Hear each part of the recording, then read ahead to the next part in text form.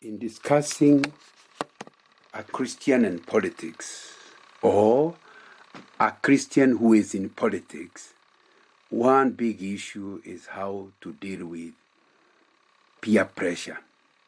When we talk about peers, we normally think it's a teenage issue. But unfortunately, we are older people. I'm a retired guy, but I still notice my age mates suffering from peer pressure.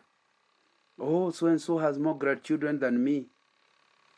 And you start putting pressure on your children, but it's coming from peer pressure. He's an old man with the peer pressure because he doesn't have as many grandchildren. It's not sensible, but that's what peer pressure does. It makes you do things that don't make sense. Sometimes it's the issue of, my retirement is better than yours. You have more plots than mine. That's all peer pressure. And it can be a terrible, terrible thing. So when we talk about this peer pressure, it's not just about politicians, it's all of us. But the politicians especially suffer from it. Because a peer is a person you'd like to be like. And it seems to be doing better than you, or worse than you, but is your level. I keep saying, when you talk about peers, for example, if you see the president motorcade pass, it doesn't cause you any jealousy or feelings, because he's not your peer. You have no idea. But when you are the opposition leader, and you wanted to get that post, but you are not elected, every time you see the president's motorcade, even on TV, you feel like you feel something from welling up from within you, That's peer pressure. So you can see when somebody is not a peer, there isn't much pressure. You don't feel, they can go, it's no problem. Isn't that why we have a very funny thing where a foreigner can come to your place, begin something, and you support it? When your own son, neighbor's son, does the same thing, you start feeling like you can sabotage it. You do not even buy. How can you be supporting a total foreigner and you're not supporting your own? It's peer pressure. And I mean, if my son can't do it, how can he do it? It's peer pressure. Once somebody is called a peer, it means you think he's like me, I should be the best among them. If somebody is not a peer, you don't mind them becoming great, you don't mind them becoming whatever. After all, we are not comparing. We are not to be compared. So when you become a politician, then all other politicians become your peers. And what they do, what they achieve, becomes something that will attract you. And attraction is not the only thing. It is something you feel like you must get involved in. And that's where the trouble comes in politics, where you slowly, that peer pressure swallows you up, and still you can't remember you are a Christian. You can't remember that you are not supposed to be the same. Isn't that why people have said that what is true in geography happens to be true in life, unfortunately? The higher you go, the cooler it becomes. What does that mean? That in geography they say when you are going up, like you are with an aircraft way up, it's very, very cold up there. Because the higher you go, the cooler it becomes. Unfortunately, it happens to be the same spiritually. You are a messenger, you are struggling, and you are crying to God. Then you get one promotion after one promotion until you are CEO and you are doing well and everything seems to be working for you. Chances that your spiritual temperature will fall based on statistics of the various people you have come across is that it is likely, very, very likely to be. Because the higher you go in your career, the higher you go in your financial standing, the higher you go in your promotions, the more likely that you spiritually become cold. But that should not be. It's totally unscriptural. It is very possible to become the CEO, it's very possible to become the president and still be hot in the Lord. And that's why we don't want to accept this idea that when you become honorable member of parliament, you become cabinet minister, become prime minister, become whatever, that it will make you go cooler. You don't have to. So if you put through, you can be a successful politician and a successful Christian without suffering from spirituality. Isn't that the story we have kept giving of Wilberforce? He became famous, world famous, but right up to his death, he remained a humble Christian who trusted in God. So it is possible to become bigger and more famous and to walk with the Lord. But how do you achieve this? How do you achieve this? How do you handle peer pressure? I think the thing is you must learn how to not to move with the crowd. You know, I used to live in Kisumu, and I still remember the example I used to give then of River Nyando crossing Etahero on his way to the lake, coming up from the Nadi Hills. And you stand there at the bridge and watch the fish. Most fish will be going downwards towards the lake. If you see a fish, I'm told they swim upwards. I don't know, the 2 legs, whatever they do. If you see a fish moving upwards towards Nadi Hills, there is no mistaking the fish. It must be alive. Why? Dead fish move with the current. Living fish only have the capacity to swim against the current. So what you are saying is, you can cope with your peer pressure and with the whatever crowd of people we are talking about if you remain spiritually alive. Dead fish swim against the current, and it's possible that you be able to swim against the current. Do not move with the current, and that will be very important. Some of the things bad politicians do, you can't imagine grown-ups can do them, leave alone Christians. Sometimes they talk nonsense and expect people to just laugh and enjoy them. Now, if you stay with them long enough, you tend to think what you thought was crazy and childish, what you thought was immoral, will become yours. Then at that point, you are moving with the current. What we want to encourage you is, whatever your career, it's not just in politics. You must always be conscious about your surrounding. Be self-aware. And in the process, you will not be swallowed up by the current. You know, peer pressure management is prime in every area, but especially if you are going to be a Christian in politics. You know, there are many types of people. Some of them cannot actually manage peer pressure. I have a chapter on peer pressure in my book, A Leader, Source of Influence by John Nganga. The chapter is called How to Handle Peer Pressure. So if you're interested in the topic, you can refer to it. But in the book, I argue that there are 3 types of people. There are people who are moving with the crowd, totally unaware. That's the first group. They are with the moving, but they are not even aware they are moving with the crowd. They still think they are in control, but they are actually moving with the crowd unawares. There's another group in dealing with the crowd who are in the crowd, totally aware they are in a crowd, and they can see they are not in agreement with where the crowd is going, but they feel helpless. So the first group is moving with the crowd unaware. They are not even aware they are going to the wrong direction. The second group is the moving with the crowd, aware they are moving to the wrong direction, but feeling totally helpless. So what can I do? I must move with the crowd. But there's the third group who are moving against the crowd. They only move with the crowd if the crowd is moving the right direction. They move against it. Even if it's everybody and they are the only one, they move against it. Because they are aware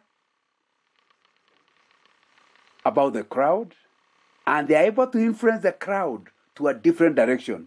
They lead the crowd to their direction. This is the third group. You know, let's first of all discuss this first group. And you need to avoid being in this group. People moving with the crowd totally unaware. They have no idea where the crowd is going, but they're also going with them. You know, in a street, sometimes there is so much traffic. You can discover you are on the wrong street, but you never discovered how you got there. You moved with the people only to discover you crossed the wrong side. You know, some are fighting, but they cannot tell you why. What are they fighting for? Why are they doing it? And then you throw stones. That's why what is called mob justice. Mob justice is a crowd that is doing things they are not even aware of. Anybody born again should never be like that, since he has the Spirit of God to direct him, not the crowd, not the people around you. You know, even in your own church, you should not do what the church members are saying without thinking. Even what the pastor or the whatever is thinking, God will hold you responsible. You can't tell him, but the pastor told me. No. He has given you his Spirit.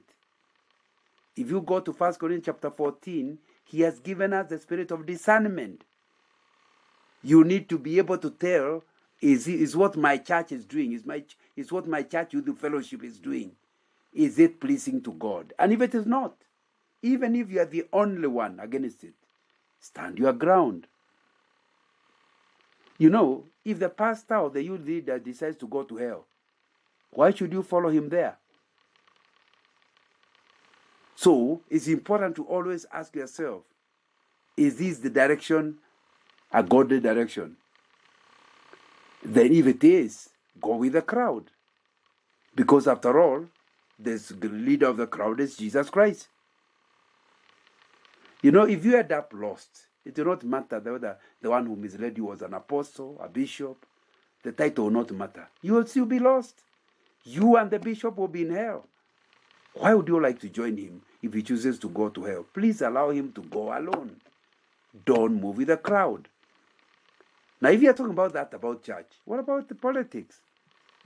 Where you are aware many people do not even pretend to be led by the Spirit. So it's important to ask yourself, in this group, why am I moving with them? And sometimes it can be everybody is having a girlfriend. Even me, I'll get a girlfriend. Why? You are intending to marry after you get your master's. You are just a first year. Why would you be doing it because others are doing? You are moving with the crowd unawares. You are in this first group. And somebody like that should never near politics, because you discover yourself in jail, discover yourself in wrong places, discover yourself with a second wife, discover yourself doing things that never cross your mind, and you never discovered when it happened to you. You people in this first category should never enter into politics. People who move with the crowd unaware that they are moving the wrong direction with the crowd. These are people who should never enter to politics, because the pressures of politics will guide them to the wrong direction. But there's this second group we talked about. These are people in a crowd, moving with the crowd, yes, but they are aware they are moving the wrong direction, but they feel helpless. Yeah, you feel, if I refuse, these people could even kill me. If I refuse, I'll be embarrassed. I'll be ashamed. If I refuse, I'll be the talk of town. If I refuse, they will never elect me again. Have you seen people like that? One young lady told me how they walked for 20 kilometers away from the school at night, unaware of why they were rioting, and where they were going. Then I asked, were the Christian Union people included in this rioting? He said, yes, we were part of it. If we refused, they could have killed us. And everybody was involved in the group. But we were helpless. We were not the leaders, we were ringleaders. We just followed them. If you are this type of a person, don't go into politics. Somebody who has no backbone, they can actually do things totally aware they are doing the wrong thing, but they blame it on their helplessness. That's why I keep telling people, many corrupt people are very poor. Because the first time I say that, people thought I'm making a big mistake. People are in corruption to get rich. No. There are many corrupt people, and they do not steal for themselves. They steal for others. So the boss comes and says, sign here. You can see very well you are signing over 1 billion shillings. But you don't even want any yourself. When audit is done, you are held accountable, and yet you are a poor guy. Why did you sign? Because you didn't want to lose your job. Why did you sign? They promised I will not be reported. They will cover me up. Why did you do it? These people are the type that can kill you. Now, you are feeling helpless.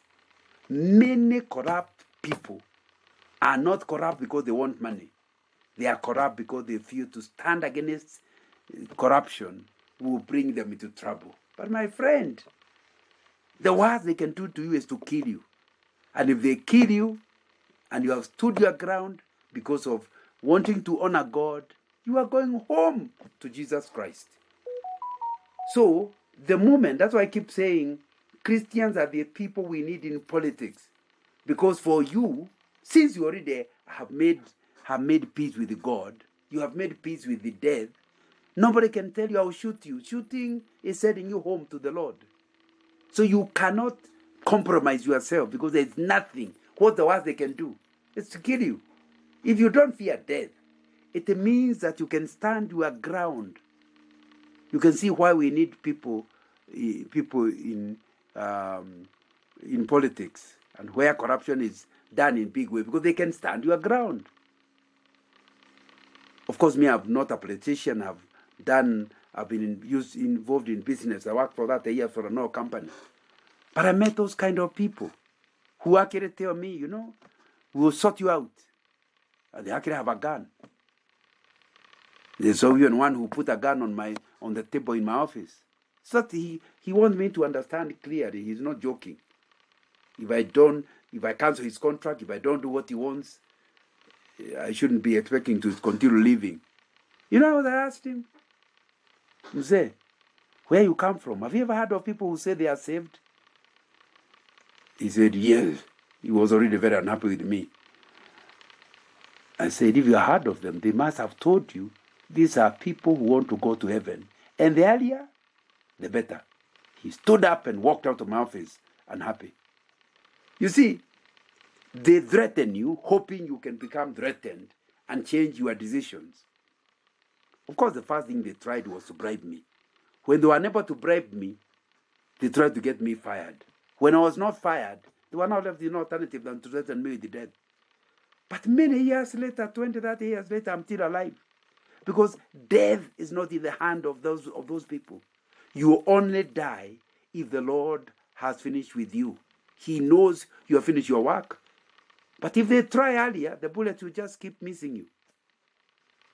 So you need to understand that if you are going to go to politics, you must go ready with death. I'm told the missionaries who came to Africa, many of them, in the 19th century, they would put their clothes inside a big enough box that could turn out into a coffin. Because they knew many of the missionaries who came died. There were tropical diseases, and they did not know any medicine for it. So you went to Africa knowing you are likely to die. You die, the church sent you more. Those who died, they sent more until the church was established in Africa. My friend, you need to come to where you can't say, what could I do? I'm helpless. I did not. If I didn't accept, he would have done wrong things to me. No. My friend, don't move with the crowd, even if it means you die, even if it means you become a pauper, even if it means your name is going to be blackmailed or whatever. Because that's the only way to show you are alive. Remember we said, dead fish move with the current. Living ones are able to swim against the current, however big that current is. So don't go into politics if you cannot swim against the current. You know, you must avoid an unquestioning party spirit, where you just enjoy, you have a party spirit unquestioningly. You know, but in politics, party is the thing. You might discover yourself in jail together with others, yet you did not deliberately decide to do what the others were doing. You just joined the crowd. They know what they are doing, but you have no idea why they are doing what they are doing, but you joined them. Or you are aware what they were doing, but you felt helpless. These are the two categories you're talking about. You know, you can fail your exam because you went with a group that spend most of the time talking politics, and therefore lost time for revision. They were claiming to revise, but they are just talking politics. You realize you need to revise the whole day, but you have no idea how to pull out of this so-called discussion group. You are suffering from feeling helpless. Now, if you feel like tomorrow you must go to the same group, after the day that was lost today, it means you are aware, totally aware that you are going to be wasting your time. The first day you may not have been aware, but the second day you are aware you are wasting time. But you feel helpless and feel like, what will they think of me? They might think I'm proud. They might think, now surely, what they think is secondary. Do the right thing. Now, if that's the kind of a person you are, you certainly should not go into politics. Politics will be worse. You know, that type of a person who moves with the crowd are people who are aware, and the reason they are aware where they are going is because they are the ones who are moving the crowd. They are leading the crowd. You know, Job chapter 31 verse 34 says, because I so fear the crowd and so dreaded the contempt of the clans that I kept silent and would not go outside. Let me read again. Because I so feared the crowd and so dreaded the contempt of the clans that I kept silent and would not go outside. Did you know the Bible talks about these people who move with the crowd? Sometimes they don't even shout. They just sit in a place, and because everybody looks confused, they just start moving. Then everybody else follows. That is the leader. He thinks through. And because the crowd is generally confused, when he comes out clear, gives his vision, gives a strategy, they end up following him. Those are the kind of people who should go into our politics. They always are a group of people who you are looking like confused, but this guy is never confused. He moves the group to the right direction. You know, when there's confusion, people are looking for a leader. Unfortunately, many times they get the wrong leader. Please learn to find your own way. Someone tells me a day she had gone to her rural home, and they were coming home during in the evening, and it was getting dark, and the road was under construction. They actually got lost because the Chinese contractor was not putting signboard. So the cars did not know which direction to go. It was real chaos. During the day, you could see where you are going. Now it's in the evening, you couldn't. Then one car pulled out of this confusion, and all the other cars followed him. As they continued following him, he went to the coffee estate in Roiro and finally knocked at his own gate and disappeared. All the cars realized this was a guy going home. They had to try to turn their car in a small road to look for where to go. If you are not sure where you are going, nobody will follow you. When you look clear, others will follow you. That's why one of the leadership qualities is ability to discern the future. It is when you look like you are clear where you are going, where you are going, when you are going, how you are going, that others in the crowd will soon be following you. So be sure of who you are yourself. If you are the type who waits for people to define you, don't go into politics. They will tell you useless, whatnot, and soon enough you will be like them. You know, have you seen girls who wear dresses and they have to carry some type of cloth to cover themselves because their dress is too short, they feel embarrassed, so they have to carry something to cover themselves. Now surely, if you're embarrassed about the dress, why not wear the right one? Oh, but it is in fashion. Many people follow their fashion as following the crowd. They don't enjoy it, they don't like it, they are wearing it because in Paris, they decided that's the fashion for summer. You need to avoid, so you must be clear who you are so that you don't allow people to define you. Number 2, you must avoid dependency syndrome. Don't depend on what people are doing. Be somebody clear that God created you for a purpose. Follow it, even if you follow it all alone. Don't become somebody dependent on others. Remember what we said? Whoever pays the piper determines the tune. That means if you are depending on people, you go into politics and you have your godfathers, you go into politics and there are people who are making you win, you go into politics, my friend, you will soon have to do what they are telling you to do. Because you realize, if I lose them, I'm gone. Why don't you think God can actually make you popular enough to get votes of your own and win an election? In that case, you are depending on God, not on human beings. You must avoid dependency syndrome if you actually want to be somebody who is going to win in politics and grow bigger and bigger in politics, and yet grow deeper and deeper in the things of God, so that God will use you at every seniority level He takes you. Because for you, the higher you go, the more you depend on God, the more you trust in God. I finish with this. Are you aware that in biology, the older you become, the more independent you are of your mother? Spiritually, the more mature you become spiritually, the more dependent you are on God. A new believer believes, I hate sin, I can never do it. Another Christian knows that to fall into sin is a very, very easy thing.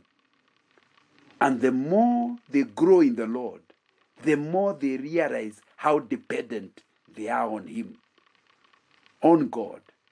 When they see another person sin, they say, Aya, there go I, if it were not for the grace of God. In their own mind, they know how helpless they are without God. So they become totally dependent. And the deeper they get with God, the more dependent they are on Him. If that is your attitude, my friend, it doesn't matter which levels of politics you reach, you will always be safe as a Christian, because God will guide you and God will lead you. Because the higher you go, the deeper you get in the things of God, and the more desperate you feel you need God. And once you know you need God, you allocate, however busy your day, however busy politics are, you will always guard your quiet time. You will spend time with God, personal, private time between you and God. Number 2, you will always be in your family altar so that your spouse can actually help you. Number 3, you'll have your accountability group, people you meet regularly, whom you are open to about the temptation you are going through, who will pray for you, who can confront you if you start going the wrong direction. You will keep that group. Even if they embarrass you, you keep with it. Even if they disagree with you, you keep with it, because you do not want to backslide. and you learn to walk with the Lord, belong to your church, and participate in your church programs. Thank you very much.